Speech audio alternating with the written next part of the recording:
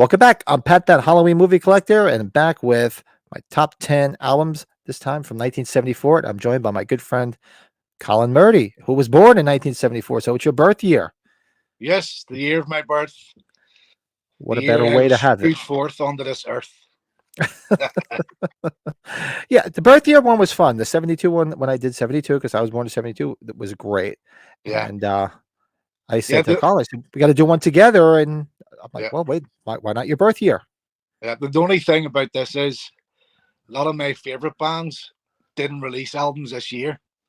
They did in '73 and '75, but in between, hmm nada, nothing. But I still have a I good top 10. I still have a good top 10. I can actually look down the list and tell you the ones that have been on my previous entries that are definitely not on it this year. There's no Alice Cooper. No, There is no Black Sabbath. no, There is who else was on? I'm trying to think. Those are the ones that were glaring. I'm yeah, trying to remember who else was on here, but those are the ones that have been on every one of my lists yeah. so far. Yeah, but But those were the ones that were glaring. pretty much your number ones and twos is the same as mine from the previous episodes. There's hmm always been Sabbath or Cooper for me as well. Yeah. Yeah, so this and if this one is this year was pretty interesting. So I do Yeah, have it a was. pretty Yeah, yeah, a wide variety on here. I think the only one that is pretty mainstream is going to be my number 10. So I'll go right ahead. My number 10, released on um, April 15th of 74, Leonard Skinner's Second Helping. uh-huh. I'm a big Southern, that's all I do is play Southern rock in a local Yeah, band.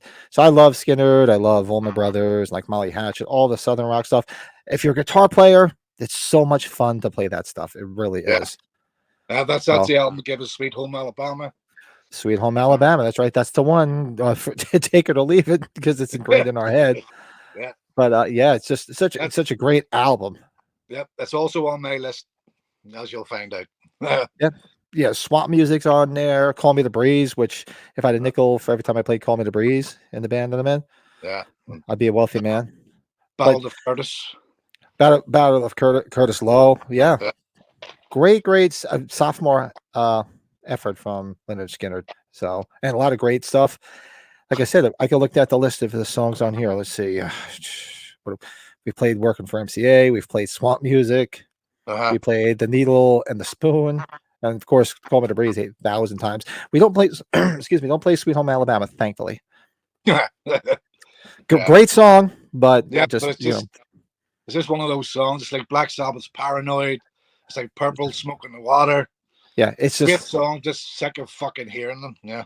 yeah, don't need to do it. Don't need to do it. But what do you have? What's your number 10? My number 10 is by a band, well, they're a duo that came out of New York, the early '70s. Only ever done one album. It's a band called Moola, and the album is called "Woe Ye Demons Possessed." And they're kind of lumped in with the krautrock sort of genre, even though they're from New York. But there's very ambient and sort of ethereal sort of tones and electronica, like early electronica. But it's just an amazing journey. The whole album is just a fucking journey of sounds and tones, and just evokes so many great emotions. It's very dark as well in some places, and then other times it's very light. But it's just a It's not. fantastic record. They only ever done one album, and that was it, one and done deal, and that was the end of them. And It's it's a like very rare Kraftwerk. album to find. It's a very hard album to come by. If you want Yeah, one original copy, it'll cost you a fucking fortune. Like, it's very expensive. But yeah. I've it's never heard of it. no, it's a great album. Yeah, Woe Ye Demons Possessed. Really good album. I Like mean, electronic. Is it like Kraftwerk type stuff, or is it just like it's like heavier? it'll be like early Kraftwerk. Like early Kraftwerk's pretty heavy in terms hmm of nothing like the 80s stuff, sort of very light electronica. If you listen to the first two Kraftwerk albums, there's a song called Heavy Metal, actually, hmm 1971, I think it is. And that song's fucking outstanding. It's so good. I mean, this band here, Moola, there's bands around the day, like drone bands. Like, have you ever heard the band Sun? Sunn? They're No. they're a drone band. They're signed to Southern Lord Records, but basically it's a precursor for that kind of stuff that's quite big these days. It's worth seeking out. It's a good album to put on the background, just chill out, just zone out, put the lights out, put it on the background. Great, great, I'm gonna great. have to research it. Yeah. Yeah, good album. Very cool. I like that. See, it's nice when you learn something that you've never heard before. That's why I love doing stuff like this, or like when we Yeah, do the stuff on our podcast about what we watch. I say, because sometimes I'll be here at night, like, man, I don't know what the hell to watch. It's the same shit over and over again. But at least then I'll go yeah, refer back and be like, let me go check this out. yeah. So yeah, that's definitely cool. I have to check it out. So that's number 10. So my number 9, let's see. My number 9 released on, well, he actually made my list, I think 2 years earlier. So released on, I didn't have the exact date online, but it was February of 74. Uh-huh. Lou Reed's Rock and Roll Animal. Yes. That's a really good live album. Yep. One of my favorite live albums. I mean, it's just all the hits are on here, and all just the old Velvet Underground tracks. Exactly. That's why I love it. Because I love all that stuff. So you want some great versions of like Sweet Jane and Heroin, and just put this on. Yeah. And just hang out and relax and rock and roll and White Lights on that album as well. Great album. Yeah, superb album. Can't beat a bit of Lou Reed. Yeah. What do you have for number 9? My number 9 is your number 10, Skinnard. Oh, look at that, just flipped. Yep, second helping. We've already discussed that. Classic Southern Americana rock. It's just one of those albums I always put on the summertime. It's a summer band for me. Mm-hmm. Not that we get much of a summer in Ireland, mind you, but we try our best. So it's just one of those bands we put on. They've had the barbecue and having a few beers with your friends. But a Skinnard goes on, it's just a good, solid rock album. Yep, love it. Is there a big market for like Southern rock in Ireland? It's like, do you listen to a lot of it out there? Yeah, I mean, I know you listen to everything like me. Yeah, I mean, there is. I mean, there's a lot of like cover bands that plays in the city centre. They play like the Allman Brothers, Skinner, that kind of stuff. Yes, if you know where to go and what you're looking for, you'll find it. Mm-hmm. Just like any city, really. Very cool. Yeah. Country and Western's very big here. That's massive. Country Western, really? Oh, yeah, fucking huge here. Merle Haggard, all Johnny Cash, all those guys, it's fucking huge here. Especially Merle Haggard. I love the old country stuff. The new country stuff, it's here and there, but yeah, the old country, I grew up on that. That's what my dad listened to. Johnny Cash, I would listen to. Willie Nelson, some of Merle Haggard, Boxcar Willie, some of it. Some stuff. Wow. Never would have thought that country was big in Ireland. That's pretty cool. Oh, it's fucking massive here. Really huge. Very cool. My father's a huge country guy. He loves Merle Haggard. That was my dad. That's how I learned. I learned old school country and like Ferlin Husky and Marty Robbins and all that. Yeah, that's my dad listened to. He used to get drunk and sing Okie from Muskogee quite a lot. We don't smoke marijuana in Muskogee. Oh, that's great. We don't take our trips on LSD. Oh, fuck. I still remember all the words. Oh, that's hysterical. Yeah. And between the country music, my father listened to Irish music. He put on the Clancy Brothers. That was his favorite. He loved the Clancy Brothers and Tommy Makem. Oh, so back and forth between Irish music and country music. Oh yeah, big time. The Dubliners, all that stuff. The Dubliners, yep. Oh, he loved all that stuff. So where are we? Number 8. So number 8 on my list. Now this is pretty interesting because I think they've made almost every list so far for me. So released on February 15th of 74, Deep Purple's Burn. Ooh, good album, good album. I love this lineup. I love this lineup with Glenn Hughes and David Coverdale. I love this. I mean, of course, the classic. You got to have the classic with Ian Gillan, but this is such a great lineup. I mean, did you ever go on YouTube and look up the 74 Cal Jam? No. Go look up the 74 California Jam, and they headlined it. What a great show with Coverdale and Glenn Hughes. Yeah, look it up. I'll check that out. Is that the one Sabbath played as well? Yes. Yes. That footage, I've seen that footage, yeah. Yep, Sabbath was there. It was Deep Purple, Sabbath. God, the folksy band. What the hell was it? They Credence. sang. No, they sang Diamond Girl. They sang Summer Breeze. Seals and Crofts that were I'm not, there, and I think what was the other band? Was it War? It was a really weird lineup. okay.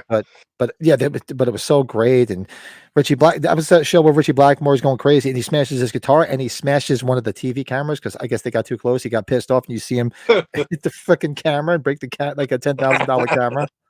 Yeah, yeah, go and check it out. But this I have to lineup check this out. was, yeah, this lineup with Coverdale and Hughes Yeah. just for the album title track alone, Burn. It's just That's a amazing. superb song. Great song. Yeah, so had to put that on this list because some people I listen to hardcore Deep Purple fans and they're like, well, to them it's like, oh, that's like the Sammy Hagar version of Van Halen. I'm like, not really. I said because they didn't get poppy whatsoever. They got just as heavy with I Coverdale. mean, I really love the song Stormbringer by Coverdale. That Uh-huh. song's fucking outstanding. Yeah, I love Whitesnake too. I'm a big Whitesnake fan. Yeah. They're a good band too, yeah. Yeah, so that's my number 8, Deep Purple's Burn. Okay, number 8 for me, we're heading back into krautrock again. There's a band called Pape Vu, who are probably most famous for their soundtracks for Werner Herzog's films. They've done like Oh, really? Nosferatu score, Fitzcarraldo, Aquari, Wrath of God, which is another outstanding album. Wrath of God is fucking superb. Superb film with Klaus Kinski. If you haven't seen it, check it out. It's a fucking trip. So it is. Really good. The album's called Einjäger and Siebenjäger. It's their 4th studio album, I think it was, in 74. But yeah, again, it's more guitar oriented. It's not electronic krautrock. It's very mellow, acoustic stuff. A lot of flutes on it as well.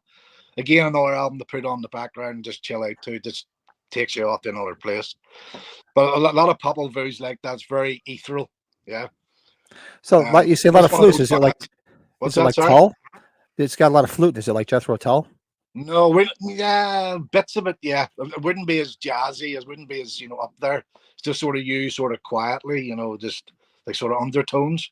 Mm-hmm. But yeah, they're really worth checking out. I mean, the soundtrack for Nosferatu is just fucking incredible. It's one of my favorite scores ever, and one of my favorite films. One of my favorite remakes by the guy Werner Herzog. Superb. Good remake. movie. Yep, I definitely will say that. Definitely good. Really. So I'm curious to see what they do with Nosferatu this year. I'm looking forward to it, but I'm kind of scared as well. Mm-hmm. I hope they get it right. I mean, it's a good cast, a good director. Same guy done The Witch and The Northman, so hopefully it'll be good. Let's see. Hopefully it will be. Yeah, very cool. What do we got? So we're now just number 7. All right, he's made every list so far except he just missed the cut of last year's list. So for me, released on May 24th of 74, David Bowie's Diamond Dogs. Oh yes. I had this on. I didn't have it. Same things in here. I think so. I didn't have Aladdin Sane on my last list. I do like that album, but I just didn't make the top 10 because everything else I like just a little bit more. But so I did give a shout out. I was thinking about putting it on the list, but it didn't make it. But yeah, I mean, Diamond Dogs Christ, how many times have I played Rebel Rebel in a band? That's an amazing track. And it's a good album. It's very the whole George Orwell thing going on. It's almost like a concept album. Very dark album as well in places. Yeah, it's just great record. Yeah, to me, like the tail end of the Ziggy Stardust era. Yeah. It was that sort of transitional period before he went to Berlin. Mm-hmm. And he done that Berlin trilogy, Heroes and Low and The Lodger, which is actually my favorite part of Bowie.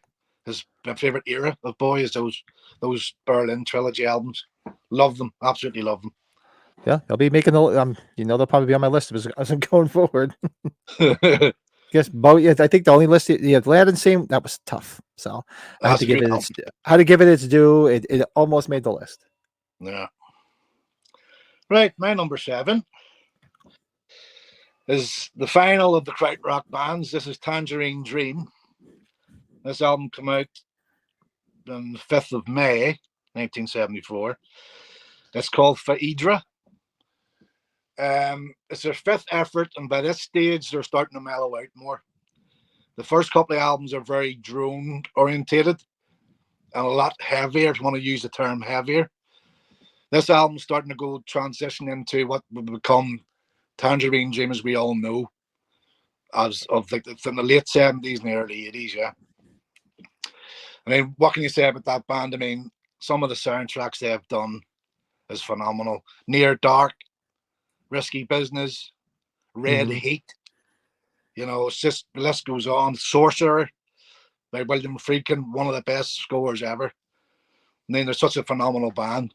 And again, they've always have highs and lows and peaks and troughs. But you know, some of the stuff, it just takes you off to another place. If you just turn the lights down low, put them on the background, depending on what area you're listening to, it just transcends to another place. Phenomenal band. It's a band I need to do a deep dive into. I know a lot of them, but I should do a deep dive into it. They also done the score for Street Hawk TV series. Yeah, that's right. I do remember Xena. And Firestarter, they've done that too. The original Firestarter. Great band.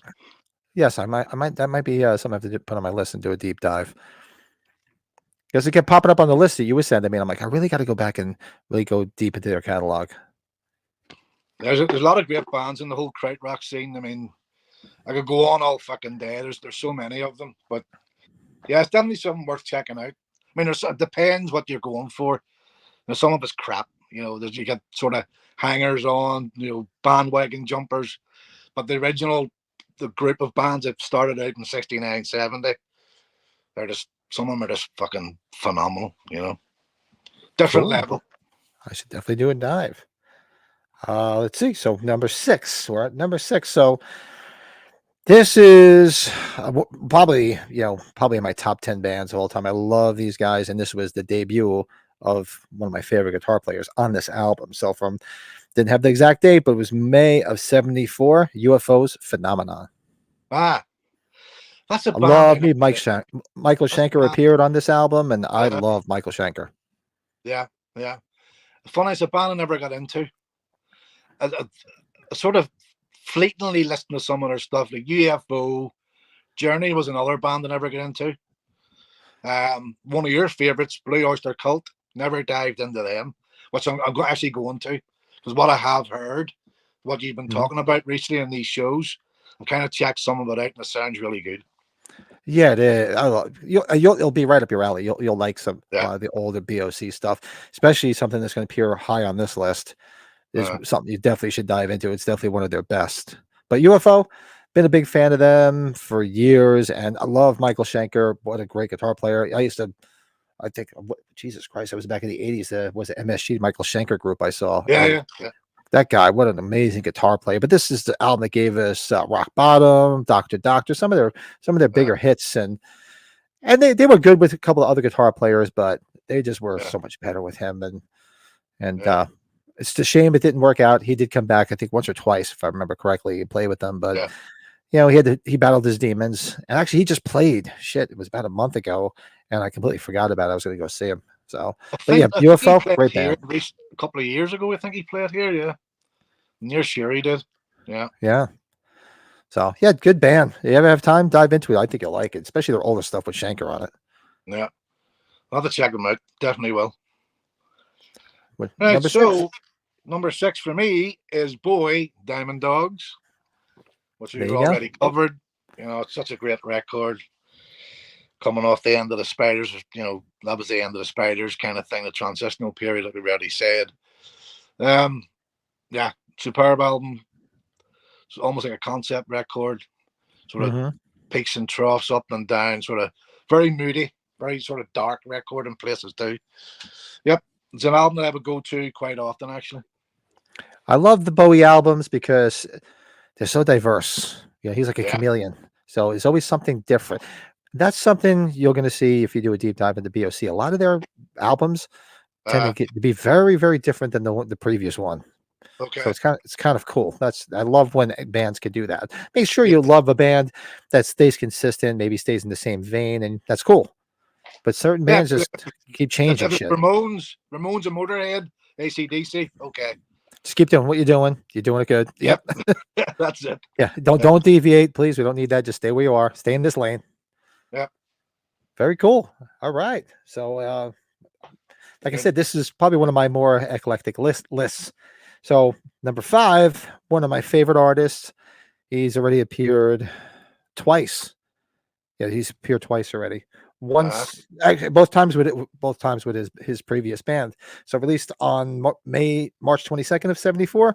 Frank Zappa's Apostrophe. okay. Woo. Nice Probably one. one of his, yeah, one of his more popular albums. He gave us Cosmic Debris, and Uh, I used to sing. Don't when my son was young. I used to sing to him, "Don't eat the yellow snow" all the time, and Father Oblivion's Pancake Breakfast. Father Alfonso's Pancake Breakfast. I used to sing all this. My wife said, "What are you singing?" I'm like, "It's Frank Zappa." She's like, "I should have known that." Excellent. Yeah, such a yeah. I used to sing it all the time. We'd go outside. I'm like, "Watch out where the huskies go. Don't you eat that yellow snow." And they used to sit down there. They'd start singing it all the time. Oh, Dad's on the drugs again. Oh, I used to, all this stuff back when my son was young, before my daughter was born. I'd teach him all sorts of shit. I'd be like, I'm like, Terrence, rock and roll night. He go, and party every day. I just, and I'd be like, I go, what does Ozzy do? He goes, he barks at the moon. And my wife would come home. I'm like, Terrence, what does Gene do? And he'd go, Excellent. and you wonder why my son's messed up just like me. Oh well. You mold It's a them, good thing. It's a good thing, honestly. but Apostrophe, it's such a great. There's so many good songs on there. A lot of fun stuff on there. Yeah. And go check out was it Saturday Night Live? He did a real good version of Cosmic Debris. I think it was like probably early mid to late 70s. Definitely Oh, cool. And person we lost way too young. yeah. Again, another one gone. Yeah. What do you got for 5? Number 5, I have a debut album that came out on 18th of March, 1974. And it's by Rush. Rush's debut. A great album. Finding My Way is a great track, the opening song. Great drumming on that record. But it was the only album that guy done. Because he actually had to retire after that album because he had diabetes. Yep. And then, of course, we got Neil Peart, which is fucking superb. A great album. Although the first time I heard it must have been back probably in the mid 80s. And at that stage, I was well into Led Zeppelin by then, yeah. So when I first heard the vocals, sounds like Robert Plant. And then another band come out. Do you remember the band Kingdom Come? Kingdom Come, yeah. Yeah. And he sounded even more like the singer from Rush then. Holy shit. Yes. It was unbelievable. It was uncanny. I thought it was the same fucking person singing. I saw Kingdom Come live. I saw them Did you? Yeah. on the Monsters of Rock tour in 80. Yeah. Was that 87? 87 or 88? It was Monsters of Rock. It was Van Halen, the Scorpions, Whoa. Dokken, Metallica, and Kingdom Come. Dokken too. Fucking hell. It's a band I never seen was Dokken. Yeah. A great show. Yeah. Yeah. I used to love the first Kingdom Come record. It was very, very Zeppelin-y, but Oh yeah. Get It On was the big hit, right? Get It On. The guy could play guitar. He was great. Yeah, it was good band. The funny thing is, they used to get so much shit for sounding too much like Zeppelin. Then you got Greta Van Fleet, who is basically like a Zeppelin tribute band, and they don't get any shit. But Kingdom Come they got crucified for sounding too much like Zeppelin. Yeah, they did. Yeah, even the second album was good as well. It wasn't bad. Yeah, and they were good live. I enjoyed them seeing them live. I tell people all the time, only very rarely have I ever walked out of a concert because it was so bad. And one of the biggest ones I walked out of was Jimmy Page. Really? Yeah. He was horrible. He was still drinking. His guitar was out of tune. He was just a sloppy mess. And it was like, I'm like, you know what? we got to go. It was the Outrider tour. The Outrider disc was really good. I loved the disc. So yeah, so I went to see him live, but it was a mess. Fucking hell. Jesus. Yeah. I don't know. Well, that's my number 5, Rush. Yeah. That's my Aladdin Sane for this year, because it was Okay. right there in my top 15, and I'm like, and I like it, but I just like, but when I do these lists, I'm like, all right, I'll make up a list of like 15, 16, 20 songs. I'm like, and it just comes down to, okay, what do I like best? Yeah. And that's it. And Hey, it just missed the cut. have you heard? Have you heard the band Prong? You know the band Prong from Prong. New Yep. York. Hmm. They just done a cover of Working Man from this record, and it's fucking superb. It's really good. Oh, really? Got to check that out. Yeah, Yeah. I was listening to it today on YouTube. It's great cover. Yeah, good band, Prong. Nice. I love Prong. The first time I seen Prong, they were supporting Faith No More. It was April 1990. And Faith No More were just starting to make it big with The Real Thing. And Prong, I had never heard of Prong at that stage. And they come on, fucking blew me away. Who is this 3-piece? Like Ted Parsons on drums, one of my favorite drummers. He used to drum for Swans, Godflesh, and all these different acts. And the very next day, I took the day off school and went out and bought their album, Beg to Differ. Prong's a fucking, I've loved Prong since Great that night. band. Yeah, I forgot They're about them. superb. Shit. Really, really good. Very cool. Nice. So that was my number 5. Yes. Got off on a tangent talking about Prong. Very cool. All right, number 4. This one, yeah, I had to get this on here high on it because I'm a big fan of this particular album from this band. So it came out of March, and then when I was doing all the dates, I'm like, wow, it was like the first 4 months of the year, all the good albums came out. So it was March 15th of '74. Aerosmith, Get Your Wings. Yes, another classic. Yeah, I mean, I love old Aerosmith. Their debut was on my list already because yeah, I love old Aerosmith because it was like stripped down and just sounded so raw. It was like I mean, demos. it's hard to believe that Steven Tyler wrote Dream On at the age of 17. Yeah, that is fucking phenomenal. Yeah, You know, a 17-year-old to produce music like that. Well, probably the basics of it, but even so, it's still a fucking achievement for 17 years of age. Yeah, and so it's and the song could have been so relevant now because he's older now, and you listen to the words. It's like growing old. It's like what was this? You were only 17. You got a whole life ahead of you. Exactly. I mean, same old song and dance. Train kept a rolling. This is just some classic Aerosmith and classic Space, Woman of the World, Lord of Your Thighs. Lord of the Thighs. Oh yeah, great album. Great album. Yep, that's it. Get Your Wings. Get Your Wings. So my number 4 is Deep Purple, Burn, which we've already covered. I mean, what can I say? We've already said already. You know, come out the 15th of February, 11 days after I was born. It's their 8th studio album. And you said earlier, a lot of fans don't really like that record. But for me, there's just something about it. It has a certain vibe. You know, some of those songs are just great. You know, Burn itself is a phenomenal track. Some of the riffs is like Blackmore at his best. Yeah, I just love that version of Deep Purple. It's great. Yeah, and the guitar tone that record's really good as well. Really good production. Yeah, it's a good meaty, bassy tone, which I love. That's it. That's Glenn. That's Glenn Hughes right there, man. I love Glenn Hughes. Yeah. And the song "Sail Away," it's a really good riff, brilliant guitar riff. And of course, "Mistreated" is another good song. Yeah.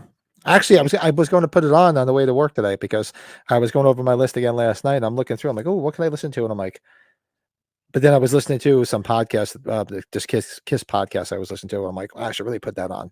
Just I was thinking about what I had on this list. Yeah. I'm like, yeah, I should really. It's been a minute since I listened to Burn. And I'm like, I really should pop it on. Maybe tonight. Yeah, I haven't played it in probably about a year or so, but I played it today when I was doing a bit of prep work in the kitchen. I'm repainting the kitchen tomorrow, so I was like cleaning the place down, have Burn on in the background. You know, it's a good album. Yeah. Great stuff. Good stuff. Nice. Yep. And just for this occasion, I wore this shirt. So released on May 10th of '74, The New York Dolls, Too Much Too Soon. Well, yep, another great album, great band. Yeah, I love Oh, it. it's not on I, my list, funny I enough. broke my Dolls album. Broke my Dolls shirt off this. I'm a big Dolls fan. I got into the Dolls because of being a Kiss fan, because they were like very aligned with each other. You know, you had Jerry Nolan, the drummer, who was best friends with Peter Criss, who was Peter Criss's best man Yeah, at Peter Criss's yeah. wedding. And I used to hear them talk about it, you know, probably him talk about maybe like in magazines in the late 70s, early 80s. So, and you really didn't hear the Dolls anywhere. It's not like it was a YouTube or anything. So you had to Yeah, go that's find it. And true. I went and found the album at the record store I used to buy my stuff at. I found their Yeah, first album. And of course, you look at the cover of their first album, you're like, you know, mind you, this is before Motley Crue, yeah, before Poison, yeah. before the bands that basically copied the Dolls Oh, they and did, yeah, big had the time. success that the Dolls never had. And I just fell in love with the Dolls. I'm like, this is great stuff. And this album is so much different than the first one Yeah, because see, the first one was produced by Todd Rundgren, uh-huh. and this was Shadow Morton, who was like, they were big fans of like the girl groups from the '60s. So Yeah, he produced a lot of the girl groups. So that's why it's got like a very like almost like a call and receive. Like there's a lot of background vocals, almost like the mhm, girl groups slash like Motown stuff. But yeah, some great songs on here, and you have the debut of Johnny Thunder singing on yeah, this. that's right, yeah. I've got, Chatterbox. I've got a couple of Johnny Thunder's solo records as well. And They'll be appearing. They're going to appear on this list as we move through. yeah, Yep, big Thunders fan. Yep. So that's me. but That's number four, number three rather. New York Dolls, Too Much Too Soon, which was basically exactly. It was very prophetic because they broke up after yeah, this. yeah.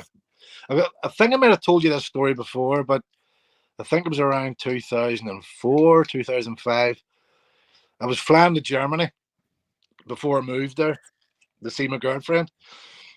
And I was sitting in Belfast City Airport. I was eating my breakfast. It was like 7 o'clock in the morning. And these guys walked in. I thought, I know that guy's fucking face from somewhere. But it just wasn't registering with me. I'm sitting there going, okay, I definitely know that guy's face.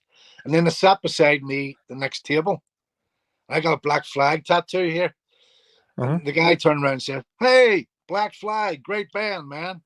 And like, fuck me, David Johansen, the Was fucking New it? York Dolls. Sat down beside me and said, oh, come and join us, man. We'll have breakfast and all this shit. I sat and talked to them through my whole breakfast with the New York Dolls. I couldn't fucking believe it because they were like stopping over and flying on to somewhere else. And they were Oh, on my that's, flight going to London. So I was going to London and then on to Germany.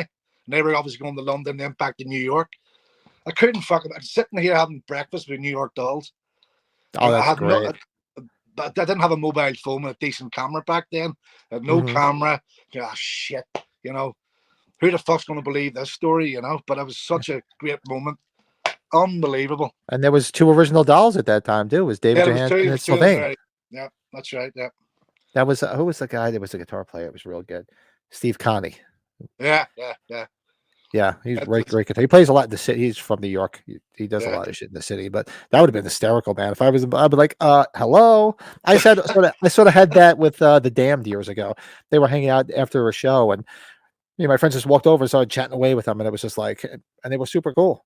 Yeah, nice guys. In actual fact, a friend of mine just sent me a text earlier, and he has me and him on the guest list for the show in August. They're playing here in August with Stiff Little Fingers, so that'll be cool. They're actually, I just saw they're playing Hammerstein Ballroom in Manhattan. I think in May 31st, and I might go because Yeah, it's the '80s lineup with Paul Gray yeah. and Rat. Rat's back. Yeah, yeah, Yeah, I mean they have Monty Oxymoron still playing the keys, but it's like that's yeah, I'm like shit, and that's the first version I saw back in the day was with Paul yeah, Gray yeah. and the Rat. So I might actually go see that. Yeah, that'll be cool. Yeah. Okay, so number 3, I'm going with Hawkwind, Hall of the Mountain Grill. This was their 4th studio album. This album came out in February '74, same month I was born. It's their 5th studio record, or no, sorry, 4th. By this stage, I had Lemmy on board. Lemmy Hmm. joined the previous album. and it has so many classic songs on here. Lost Johnny, which Motorhead actually recorded later on, done their own version of it. Again, it's just a typical Hawkwind records, ups and downs, sonic, electronica, saxophones, heavy guitar, heavy bass. You can tell Lemmy joined the band because of the bass tone. This has that Motorhead sort of thing underlined below everything else. Great record, great record. Definitely one of their highlights from the 70s. That's another band I got to do it one of these days to do a deep dive in. I know a lot of their songs, but the first 5 albums are fucking flawless. Great stuff. Great stuff. Speaking of which, Lemmy did a little stint with the Dam too. Look at that. That's right. Yeah. Yeah. Right from there, from one to the next. Very cool. All right. So this is where it's going to get predictable for Pat. My number 2, which is something if you want to do a deep dive, this is a good place to start. Released on April 5th, 74, Voice the Cult, Secret Treaties. Go check out Secret Treaties. You'll love it. It's such a great eclectic mix of like rock and like a little bit of psychedelic and experimental music. Yeah. It's just amazing stuff. There's some good songs. There's like Career of Evil's on there, ME262, Astronomy, which Metallica did a cover of, is on Secret Treaties. Yeah. It's just that I think this is an album you'll definitely like. Yeah, I'll definitely check that out. Yeah. Yeah. Definitely will. Yep. One of my favorites from them. Yep. Yeah. Cool. Excellent. Eh? What do you got for 2? Number 2, I have Aerosmith, Get Your Wings. Look at you, way up there at number 2. Nice. Oh, yes. I mean, that was one of my albums growing up as a teenager. The early Aerosmith albums, the first 5. I mean, that was just a soundtrack to my youth. Aerosmith, Kiss, Led Zepp, Black Sabbath, Alice Cooper, all the big bands. Yeah, there's so many great memories of Aerosmith. Especially the first 3 albums. Mm-hmm. You know, a lot of good memories growing up, drinking in the park, getting pissed with your friends. You know, all that stuff, all that good stuff. First sexual encounters. Nice. Oh, in actual fact, talking about sexual encounters, this T-shirt, Legacy of Brutality by the Misfits. Great album. This album was on the background. The first time I ever got a blowjob was this record. No nice. Shit. I was 15 in some girl's attic, the lights off, nice. And the song Angel Fuck was playing. Angel Fuck, yeah. Yeah. So what better way to have your first blowjob to Misfits, right? Oh, that's great. Oh, God. Good stuff. Holy shit. So wait a second. This hasn't appeared on your list, so I'm curious to see if it's at the top spot, because you know me, and of course I was going to wear that shirt, but it would have been a dead giveaway, so I put on the dolls. So of course, I think it's going to be the same. I think it's going to from be the same. February 18th, 1974. That's 50 the one. 50 years this year, the debut album of Kiss. Yeah, which is, if anybody follows this channel knows, that's my favorite band, and what can you say? It's one of the. I mean, there's so many great debut albums from bands, and we could do that. That's a good top 20 to do. Like like top 10 or top 20 debuts from bands, and this is. I mean, come on, reads. Let's see, Deuce, Cold Gin, Black Diamond. 100,000 3 songs right there that they played forever. They're still in their set right to the very end. Then you have 100,000 Years, Strutter, Firehouse. I mean, it's just. I mean, rarely do bands have debut albums where that many songs from their first album are just pretty much in their set list to the very end. Yeah, that's it. I mean, nearly every song on that album's a winner. Every song is great. Yeah, and it's a flawless record. Yeah, and I would probably say it's probably remained their most solid record in terms of every song being good, right, or great. You know, it's like, you know, there's great moments throughout the rest of their career, obviously, but I think Kiss, there's just something about that album that's just flawless. It's just raw, like I said, like the Aerosmith stuff. It's raw, it's stripped down, and it's just the doll stuff. It's raw, it's stripped down. It's not open. It's before everything was analog. It was before the days of everything completely overproduced, and it was just It just it's soundtrack of my life is Kiss. So yeah, that you knew. I was looking forward to doing 74, and I was curious to see where this landed on your list. That's great. Yeah, that's one of my all-time favorites. Such a classic record. I mean, what can you say? You know, it's just every song's a winner. You Hmm. know, flawless album, flawless, absolutely flawless. Very cool. And that is our top 10 from 1974. People, do us a favor. Throw your top 10 in the comments below. We want to Yeah, hear it. I want to hear what you guys, what your What you perspective chose. on things. Maybe you picked a couple we had. Maybe you had a completely different list. That's cool. Because I Yeah, heard some stuff on here tonight from Colin that I'm going to go do a deep dive in that I've not heard before. So, and that's yeah, what's fun about doing all this stuff. There's no right or wrong answer. It's all subjective. exactly. Likewise for me, I definitely want to check out some of your recommendations as well. Very, Yeah, very cool. So yeah. I'll probably be back another week or two. 1970. See, 75 is going to be another good year too. It's going to be Well, interesting from here because there'll be a lot of repeat offenders going forward, yeah. because especially now that Sabbath, Kiss has made the Trooper, list. Welcome to My Yeah. Nightmare. Oof, But classic. yeah, it's the first year. This is the first list Sabbath didn't make because Sabotage didn't come out till 75. Correct. Yeah. Yeah. Fuck, I love that album, Sabotage. There's a lot of people don't like it. In fact, Ozzy doesn't like it. But my God, the amount of songs on that album are so Oh, good. it's You know, great the whole album. hole in the sky, that All the opening Skies. track. Oh, great Fuck tune. me, what a riff! That riff. Symptom of the Universe. I mean, come on. Oh, great. Megalomania, The Writ. So Mhm. many great songs on that record. Why he doesn't like that, I have no idea. Maybe because he was probably Apparently so. so He fucked doesn't up like through it it. all. He doesn't like that and Never Say Die. He hates them, which is I can see weird Never to Say me. Die because that was towards the Yeah, end, and I like Never Say Die, and I like Technical Ecstasy. But there's a lot of people that just don't really like those last two albums. Never Say Die, believe it or not, was one of the first songs I learned how to play on the guitar. oh, really? Yeah. That's Yeah, good. I bought a song. I bought like a Tony Iommi songbook, and I was learning. I learned like Never Say Die from that. Johnny Blade, Uh, Junior's Eyes, uh, Hard Road. And they were all on this big Johnny Tony Blade's Iommi good. guitar book.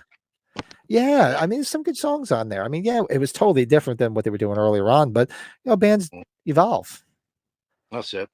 I, It is I true. think one of the first songs I learned to play on guitar was "Symptom of the Universe." That's so easy, you know. I remember back in the day. Not that I'm a great player. I don't really play at all now. I think I was more of a singer back in the day. But yeah, I remember learning "Symptom of the Universe," "Paranoid." What else? There was something else. Go through that Tony Iommi phase like I did. I bought that big ass book, and I was just, "Into I the was Void." That was the other one. good "Into the song. Void." That's like such a great riff as well. Amazing riff. I think I mentioned this somewhere. Did you ever listen to the version that Soundgarden did where Chris Cornell changes all the words? Yes. Yeah. I Yeah. always liked that version. It was cool because the Yeah. It's music cool. sounds Yeah. exactly the same, but the way he sings it with all the different words, it's really cool. Yeah. It is. There was that. What do you call that album? Was it Nativity in Black? Was it a covers album? I think it was 2 volumes. Yeah. Well, that was on. Remember when Bad Motorfinger came out? You could buy it. Ah, It okay. was it was a single disc, but then there was a version that had a second disc Okay. on it, and it was called Psalms on it, and that's Ah, okay. where that version of Into the Void appeared. It was awesome, and I didn't know about it one time. I fortunately I lent my Bad Motorfinger to somebody and never got it back. And Oh there used to shit. be this CD place that I used to go to, and they had a lot of used discs, and they were cheap, so I used to buy them all the time. And I bought that one unknowing that it was the one with the second disc. And I get home and open it up, and I'm like, what the fuck is this? I put the disc on, and I'm like, whoa, where did this come from? I didn't know anything about Cool. it. Yeah, awesome. Yeah, if you can find it, check it out. It's pretty cool. Yeah. Well. Yeah. Yeah. But yeah, so that is our top 10. Make sure you hit that like button. Yep. Check out Colin. Colin is on Instagram. Go check Yes. him out on Instagram. He's on Facebook. He's on all the fun stuff, and Sharing my shit throughout the world. and just check out a lot of stuff on the channel. We always have Colin on. Colin's great, and look forward to Thanks for having me again. Really having a appreciate it. pint with you later in the year. Yep. Sure. Definitely. Yeah. So thanks everybody, and we'll see you guys on the next one. Out. Later. Bye.